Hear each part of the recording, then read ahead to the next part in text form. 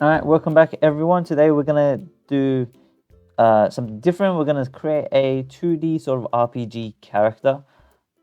This was something requested, so I thought I'd quickly do a tutorial on it. So I'm gonna break this down into 3 parts, I think, 3 or maybe more. The first part is gonna be setting up the animations, then it's gonna be setting up the animator, and then it's gonna be coding and that. So coding and the animator is gonna take most of the part. But I'll walk you guys through. This will be sort of a long-ish tutorial. I plan to do the whole thing in one episode rather than breaking it up into a series. I just think it'll be more convenient that way. That said, I do have assets, so I took these assets. They're free assets from the asset store. If you literally just type up Tiny RPG Forest, it will come up. Credit to whoever created these. I'm just using them for the purpose of this tutorial. They are free as well if you did want to download them and follow along. That said, so a lot of you guys will, for your RPG characters, you'll start off with what's called a tile map or tile set. Basically, it's just one image with lots of little images on top of it. So the first thing we're going to do is break this image up because that's where your characters are probably going to be stored, your character pictures. Mine have been sliced up. Let me find them. Where is it? Where are they? Sprites. And then mine are under this folder here, and I have all of them split up here. Nicely organized, which is the benefit of this. We're not going to be doing attacking and stuff in this tutorial. This is just creating the sprite movement and all that, just getting the basic foundations done. If you guys did want to see more, such as attacking and whatnot, leave a like, and I'll be happy to go into that as well. That said, again, let's break up the sprite sheet real quick. So the first thing we want to do is you want to figure out how many pixels wide across your tiles are. So I know by the package's description that this one is 16 by 16.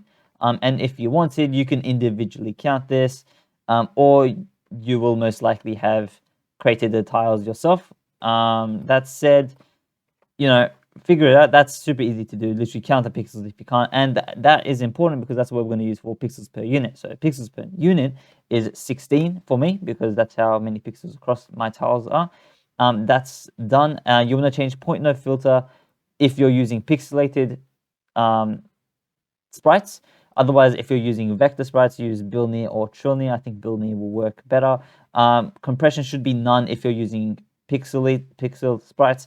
Apart from that, you want to make sure that sprite mode here is multiple. Once that's done, you can press apply.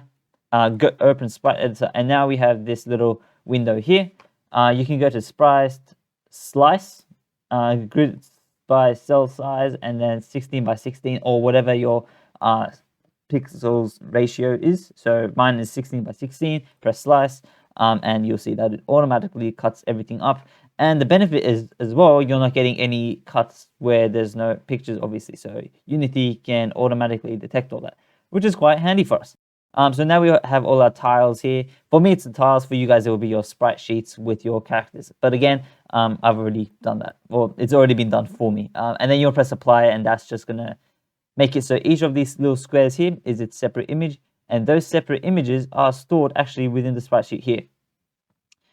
Cool. So that's us getting started done. I'm going to go back to our players' sprites now. So like I said, mine have already been divvied up into nice little folders. The first thing we were going to set up is the animations for our character. So let's start with the walking animations, the ones that have more than one frame to them. So let's start with this one. Obviously, you can see here that it's a nice little character here. Looks kind of like Link. You want to select from the first frame to the hold shift and then press the last frame. That selects all of them, and then just simply click and drag that into your game hierarchy or your scene hierarchy. And then this is going to create a new animation here. I'm literally just going to call this walk forward. Press save. That's going to save it here. I don't actually want to save it here though. I'm going to select both of these holding control and drag and drop these into my folder. I'm putting them in the tutorial folder. That's where I'm going to keep all my animations. Save your project, and that's our first animation done. You then want to go into your next animations. So for me, it's going to be the walk front. I guess walk back for me. Again, select the first one, select the last one, hold shift, and then just drag and drop that onto the one we just... So drag and drop it here, we'll create a new object. We want to drag and drop it to the existing object. So then we're going to call this walk backward. Save. That's going to give us a new one here. It will only give us one because it's already created the animated controller. If you drag it not on top of this, it will give you an animator controller as well. That's bad. Don't do that. But yeah, now you have the animation. I'm going to drag that with the other ones in my tutorial folder. Nice and easy. And then go back to the last folder, hold the first one, shift, drag it onto the original one. And then I'm going to call this walk side. Save and put the animation back with the other ones. Nice and easy. Cool. And that's our walking animations done. Well, then I'm going to set up the idle animations. But before we do that, I want to do a couple of things. So now we have all our animations set up here. I'm going to click on our walk hero back and just name this player. Double click so it zooms in like so. Cool. And then the other thing we should actually do, which I haven't done, is set it so that our player is also 16 by 16 in the import settings. So if I click on hero, go to walk, and go through each of these, I want to make sure pixels per unit is 16 on this. That's only if you have your sprites separated like this, in which case I do. Then you want to make sure each of your sprites is 16 by 16 as well. If you've used the sprite sheet, then you won't need to do this bit. But for those who haven't, then follow along. And again, I'm just selecting all of these and just making sure that pixels per unit is 16. Point no filter should already be checked, and compression should already be checked as well. That's done. I'm then going to do the same for our idle animations, our idle sprites rather. 16 by 16, apply, go back, next one, 16 by 16, and the last one here, 16. Very easy. Apply and save your project as well. Save often rather than never. With that done, we can now click on our player, and if we go to this animation tab, if you don't have this animation tab, you can go to window, animation, and just click animation, or press Control 6 as it says here. That'll bring us this tab. I like to dock it down here because that gives us a nice timeline view here as well, rather than just a floating window. So now if I move past these keyframes using this line, you'll see that our dude is animated. If I press play, you'll see that he's walking. This will be the same for all of our sprites, which is very handy. And even the side ones. There you go. It's a very nice sprite. Obviously we don't have idle ones though. So let's say create new clip. And I'm just going to say idle forward. And with idle forward, obviously our idle forward is not going to be this one. It's going to be this one because he's facing forward. So how do I bring this into the animator? Nice and easy. I'm literally, what I might do is dock this up here for now as I'm adding animations. You can just drag and drop this into here. It will create a keyframe. And there you go. That's it. That's your animation since it's just one frame. If you had more than one frame for the idle animation, then obviously select all of them and drag them onto the player like we did with the walk animations. And then again, I'm going to click this drop down, say create a new clip. I'm going to say idle back, save. And then go here, select a new one, drag and drop that here. Done. Again, drop down, create a new clip, and then idle side. Save. Go back to your folder, select your next sprite, and drag and drop that into here. And now, ladies and gentlemen, we have set up the animation. So that is literally it. As you can see, as I go past, that's the only frame playing, which is good. With that done, there's a couple of components that have been added to our character, which obviously is the animator. I'm going to click the animator controller. That's going to give me this. I'm just going to rename this to player, just to make life a little bit easier. And now if you click on our player and then go to the animator tab, if you don't have this animator tab, you can go to window, animation, animator. That will bring up this window. And as you can see here, we have a bunch of boxes here.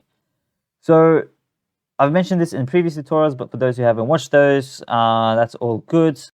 Basically, this orange one is your initial state. So it goes from entry to here. This is your base state, your default state, or rather it's called literally your layer default state. So how can we make another one orange? Because we don't want our player to start walking forward as soon as the scene starts, which is what entry does. We want it to go to idle, maybe forward, for example. So really simple, you select it, you get this blue outline, right click and say set as layer default state. That will make it orange, and just bring that back to here. You want to keep this animator controller as organized as possible, because believe me, the more animations you have, the messier it gets. And this is actually going to be quite a complex controller for a 2D game. So let's get started on setting this up. The way this works is, firstly, let's just make sure all these are sort of facing. There we go. So now we have to create some arrows which can go to each of these states. So these are all individual animation states. It's ways that the character can be animated, basically, is the best way to explain it. We can create a way to go from this animation to this animation by saying right click, make transition, and here. That's going to give us this cool little arrow. And what that says is basically, it says you can go from idle forward to walk forward animation, but you can't go from walk forward to any other animation at the moment, at least. Which obviously, it's fine. We could make this a little bit better. So to do that, though, we do need some parameters, because at the moment, saying this arrow is not enough. We have to go to this plus under parameters. If you're under layers, just click this tab, plus, and we're going to say bool, and this is just going to say is walking. Press enter. And then I also want a float direction, maybe, or int direction. There we go. And int direction is going to determine which direction we're actually facing. Is it going to be 0, 1, or 2, or whichever sort of directions we can face?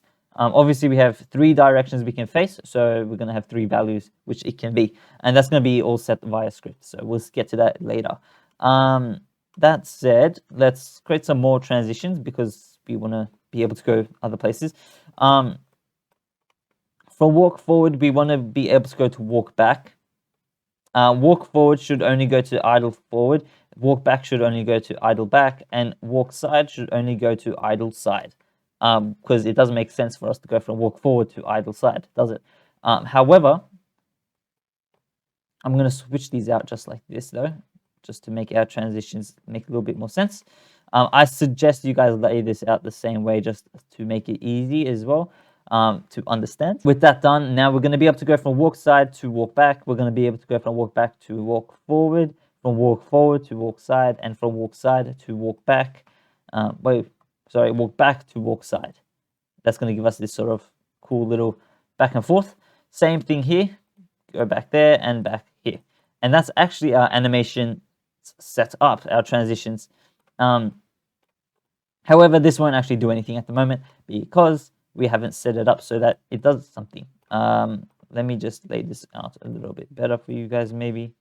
I know I'm playing with this quite a lot, but there we go. That's a better way of setting it up. It makes a little bit more sense. Again, set this up however it makes sense for you guys, but I do suggest that you copy the same way I've done it, just so it makes sense in the tutorial. Anyway, we can now undock this, and I'm going to dock it back to the scene here. And now you'll see that in the inspector, every single time we click one of these arrows, we get this interesting little layout here. So a bunch of parameters and stuff we can set. So the first thing that I'll explain what each of these does. This visualizes the transition, so you can see that it goes from walk forward, and then it blends into walk back. Obviously, when dealing with sprites, there is no blending, or dealing with images, there's no blending. If this was a 3D or actual motion animation, then the blending would be important. For us, it's not, and in fact, it's actually bad, because it gives us this short delay here before it changes into the walk back animation. So you'll see that what will happen is we will press the button to walk back. We won't start walking back until around 1 second or 0.1 seconds in, which doesn't seem like much, but it will create a huge difference. So the first thing we want to do is say has exit time is off. And then I'm going to drag this blue line to the start here, and I'm going to drag this blue line to the start here. And what that means is that our transition is instant. Gives us the most responsive character. With that done, we also need a couple conditions. So is walking should obviously be true to walk back, and direction I want to say is equal to, let's say, maybe for walk back, let's say 180, right? Walk back would be 0. Yeah. thinking of in terms of rotations, right? So forward is 0, back is 180, and then side is 90. Okay, so that's our first one done. Again, there is a lot to set up here, so let's get going. Walk forward, idle forward, exit time is that false, obviously. Turn off this blending. Add condition is walking should be true. Direction should be equal to 0. And then for walk forward to go to idle forward, the only thing we need to really check is turn off has exit time. Obviously turn off the blending as well by doing that. And then scroll down, and in the conditions, you want to say is walking to false, and direction doesn't need to, obviously, direction we don't need to check because it can only go to idle forward if is walking is false. If there was multiple ways to get for this to go, then obviously it would matter, but it doesn't. It's quite confusing, I know, but the more you practice and the more you mess around with the animator, the more sense it'll make as well over time. So let's do this transition now as well. From walk backward to walk forward, has exit time should be off. Turn off this blending like that. Add a condition is walking is true. Add another condition and direction should be equal to 0. And then let's move on to from walk forward to walk side, has exit time is off. Make sure there's no blending. Is walking should stay true. Direction should be equal to 90, I'll say. The other thing it can do as well is if direction is equal to minus 90, because obviously we're going to have, so A and D can both go to walk side. So to have an additional way to go to walk side, we're going to need to have another transition there. So what I'm going to do is go to walk forward, say make transition, and click on walk side. That's what's going to give us these 3 little arrows here on this transition. And that also means that, for example, we have now 2 transitions to go to that same state. So we have a walk forward to walk side and another one from walk forward to walk side. We've set one of them up. We haven't set this one up though, as you can see. Go away, I don't care. There we go. Let's make sure this blending is off. And for this one, we're going to have the same thing. Is walking true, but for this one, like I said, direction should equal negative 90. And we're going to do the same thing from walk backward to walk side in a sec. For now, let's do walk side to walk forward. Has exit time off. Make sure there's that transition is off. Here, walk forward should be true. So is walking should be true. Direction should be equal to 0. And then from walk side to idle side, make sure that is walking is false. Turn off has exit time and just make sure that transition there is off. And for walk backward, make sure that exit time is off. Like this. I should probably extend this window a little bit if I can. There we go. Add a condition is walking should be false. There, and these 2 have been set up, right? Yep, can confirm. From walk side to walk back, make sure it has exit time is off again. Turn off this transition like that. Condition is walking is true. Direction should be equal to, is it 180 or 0? Hang on, this one of these is wrong. Walk forward. So from walk backward, I messed this up. From walk backward to walk forward, direction should equal 180. From walk forward to walk backward, direction should equal 0. From walk side to walk forward, direction should equal 180. From walk side to walk backward, direction should equal 0. And that's all good. So then from walk backward to walk side, on our first transition, make sure exit time is off. Make sure this transition smoothing is off. Add a condition is walking is true. Add another one to say direction is equal to 90. And then go again, click walk backward, right click, make transition, click on walk side. That's going to give us these 3 arrows. And then for the next transition, so this one we set up, this one we're going to say has exit time is off. Turn off the smoothing. And then conditions is walking is true. And direction is equal to minus 90. Okay. So that was a bit of a task, but we have set up our animator now. Let's go to our scene view and our game view. One thing I do want to actually say, this isn't really in line with the tutorial, but if you're using pixel graphics, make sure you have pixel perfect camera component added. I won't go into this, but just make sure that component is added. If you don't know how to use this component, ask Google. I'm sure he will help you, or she will help you out. On our player now, we're going to create a new script. So I'm going to say right click in our assets folder or whichever folder you want to create your script in, say create and C# script, and I'm just going to call this player manager or whatever you want to call it. Once that's done, I'm going to drag and drop our player manager onto our player game object. And this is the next part of the tutorial when we're actually coding. So let's double click our player manager. Awesome. And once Visual Studio has loaded up, you just want to get rid of these default functions and also get rid of using system.collections.generic. We don't need those. What we do need is above the public class player manager or whatever your script is called, you want to create a square bracket, and we're just going to say require component type of, and the type of is Rigidbody 2D. And there's a bunch of setups we have to do for this, but we'll get into that later. For player manager at the moment, we do need a couple of variables, of course. So we need a public float move speed. We need a public int direction. We need a public bool is walking, and these are again in line with our animator parameters. So those are the parameters we made over here in our animator if Unity wants to catch up. There we go. So we have is walking and direction. The spelling does not have to be the same here, but I will show you where the spelling has to be the same, and I'll make sure to emphasize that so there's no simple errors or mistakes made. The other things we need is a private Rigidbody 2D. I'm going to call this RB, a private animator, and anim. There we go. And then we're going to create a public void start, or rather private void start. And here we're going to set up RB and anim. So RB is equal to get component Rigidbody 2D. Anim is equal to get component animator.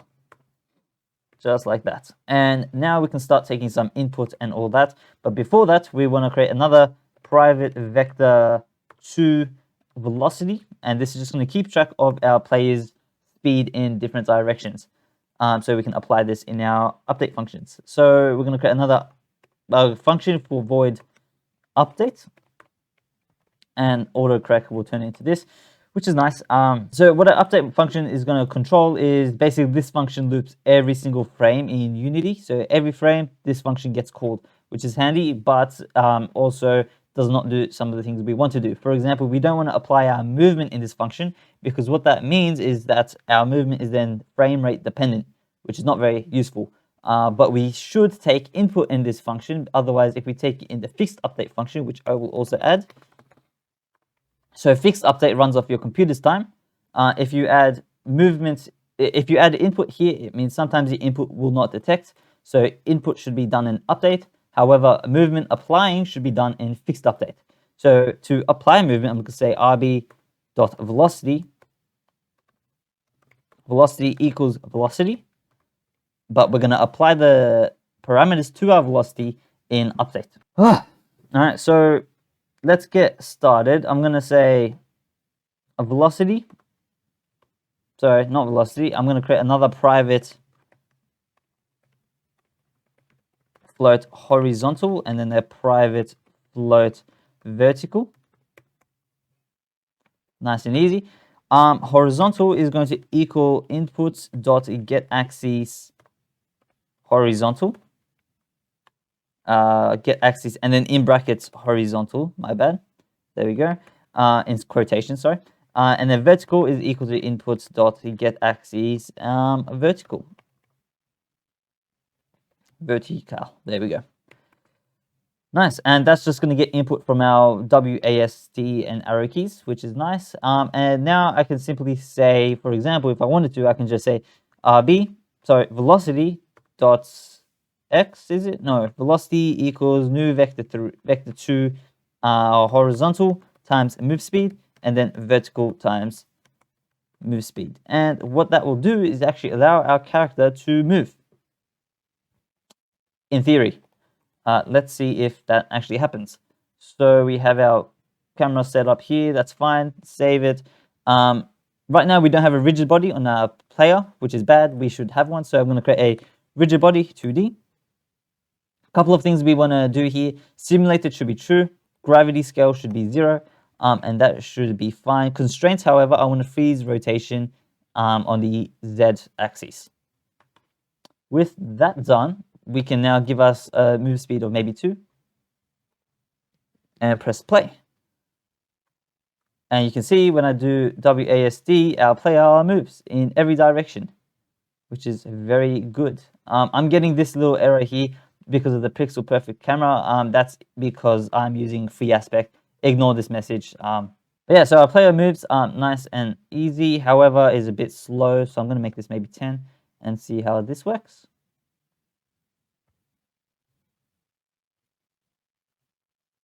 Maybe a bit too fast.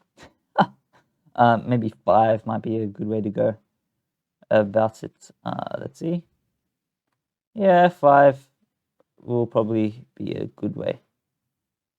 Cool. However, we aren't getting any direction or nothing. Play is not animating, which is an issue. So to make him animate, we're gonna apply all our parameters in the animator. So at the moment, our anim is not doing anything. So for it to do something, I'm going to say anim.set bool. And then the bool I'm going to set is directly relations to this. So it should be spelled the exact same way. So I'd just Control C that, and then go here and Control V is walking, and I'm going to set it to something. And what I'm going to set it to is what we're going to code down. So let's just comment this line out for now. So is walking should be true if we're pressing a button. In other words, is walking should be equal to our input power, which is a private int. Is it? No, private float input power. And input power is, in fact, I'll make this public so we can visualize this a little bit, because it might help with debugging and everything.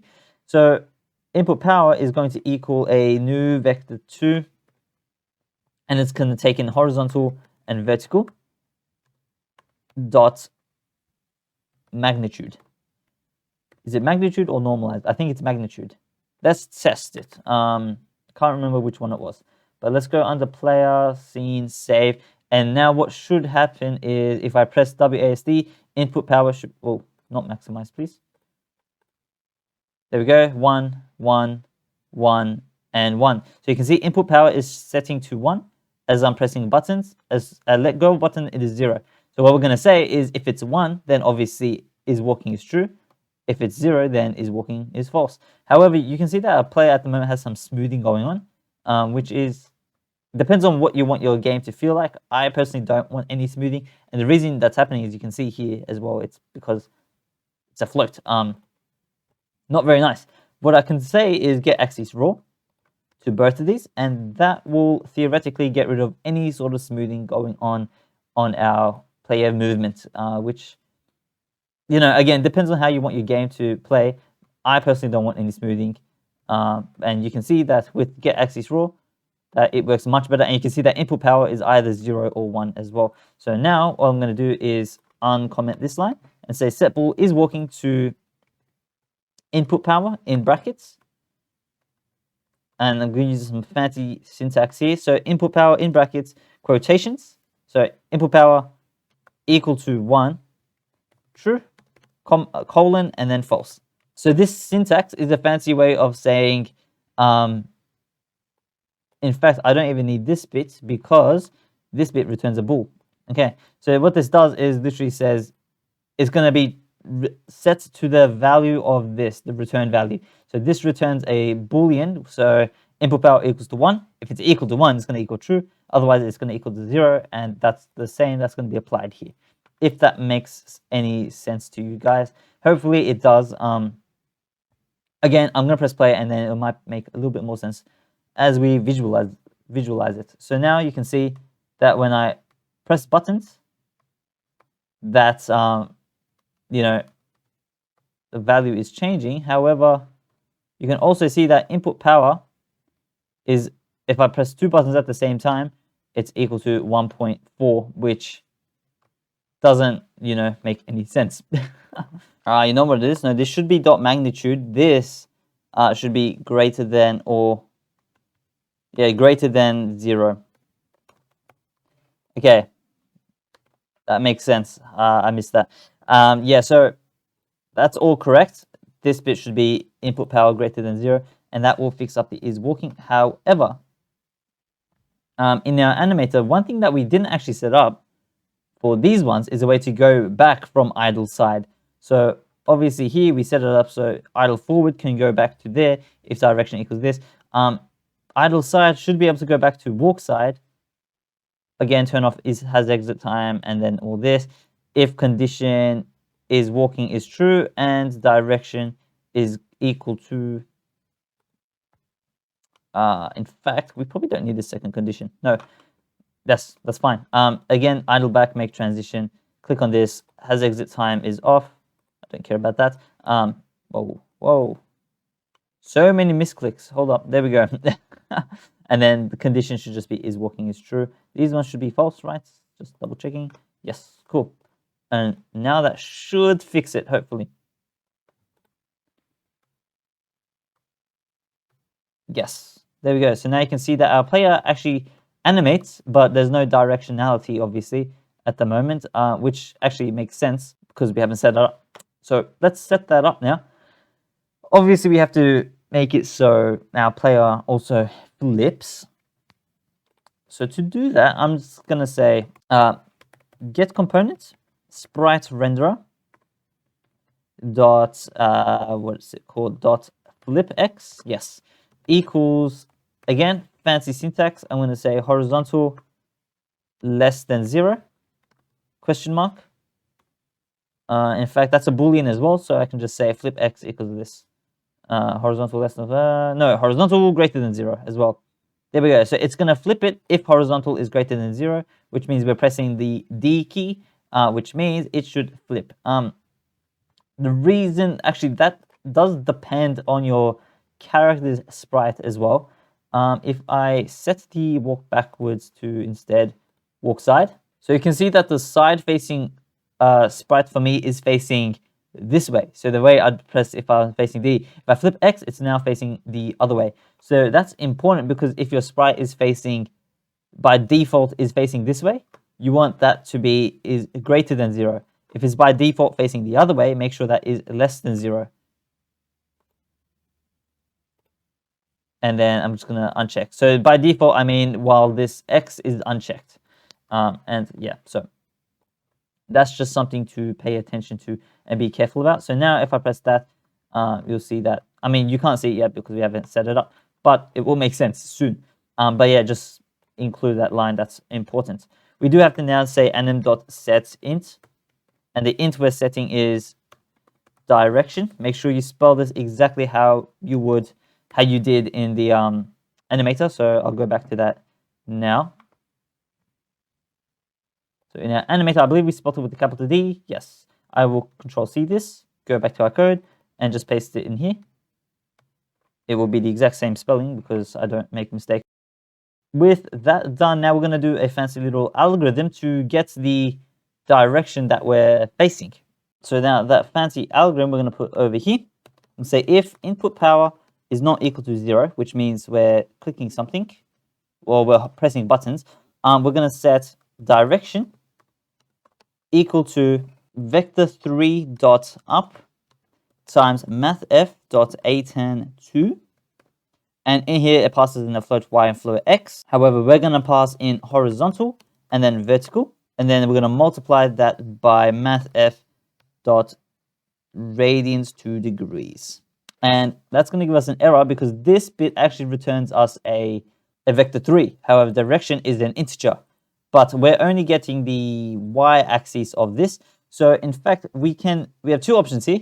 I believe if we just get rid of vector3.up, this will actually work. However, I actually do need to say mathf.round to int, because that also returns a floating point number, which is not what we want.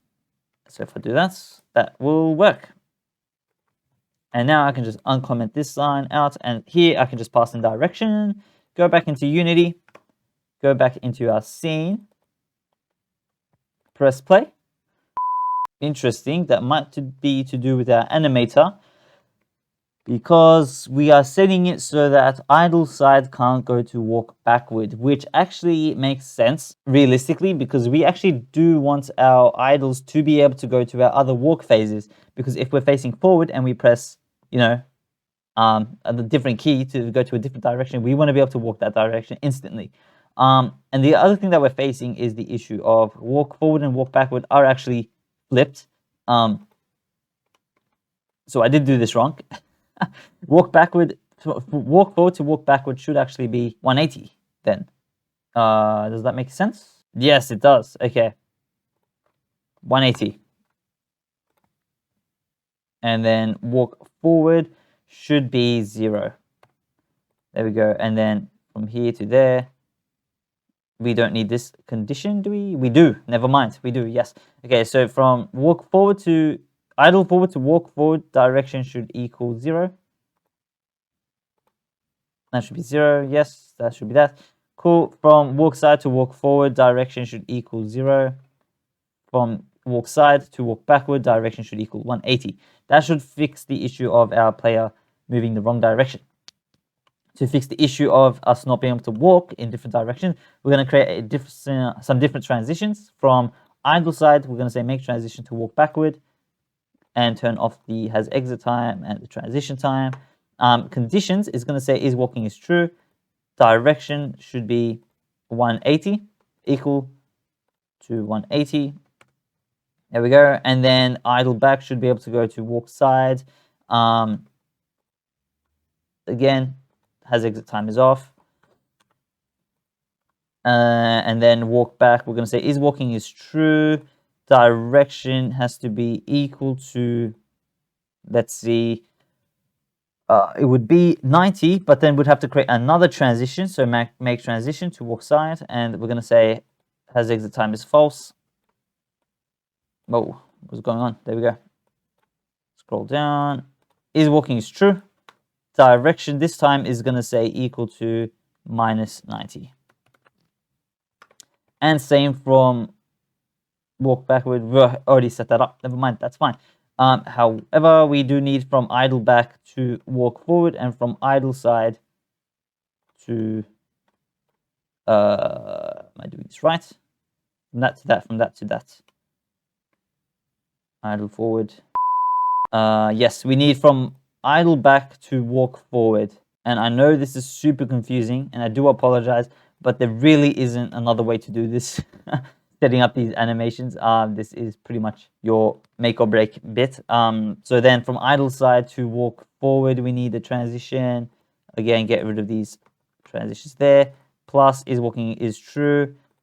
Direction equals 0.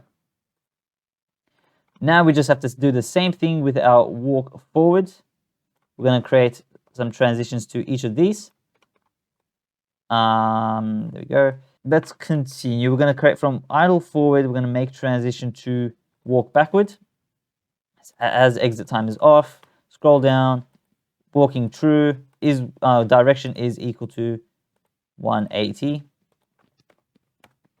From idle forward to walk side, we're going to create a transition as well, and that's going to say has exit time is false. Why can't I ever click on these blue arrows, man? And is walking is true. Yes. Direction is equal to 90. And again, we do need another transition because it's going to walk side. A transition. There we go. And this one again is going to be has exit time is false. Turn off the smooth time. Go to here is walking true, and direction equal to -90. Save, scene. I'm gonna, game, maximize and play. Press play. Ladies and gentlemen, we've done it. However, you will see that if we face this way and then I let go of the button, we instantly face the other way. That's because of the code we wrote saying to do that, which actually does make sense. You know what? This is actually such a smooth character as well. Love it. Animations are so good for this. So that's the issue, because we're saying here we're facing that way if horizontal is less than 0. However, we should only do that here, like so. That way we only face that way if we're pressing a key, and that will basically fix up that issue. There we go. Now I stay facing that way. There we go. So that's our 2D RPG character done, guys. If you did enjoy this episode, leave a like, subscribe for more content like this. If you guys did want to make a short little series on like making a RPG like this with like tiles and whatnot. Anyway, that's it. Thanks for watching, guys. I will catch you in the next one. Take care and peace.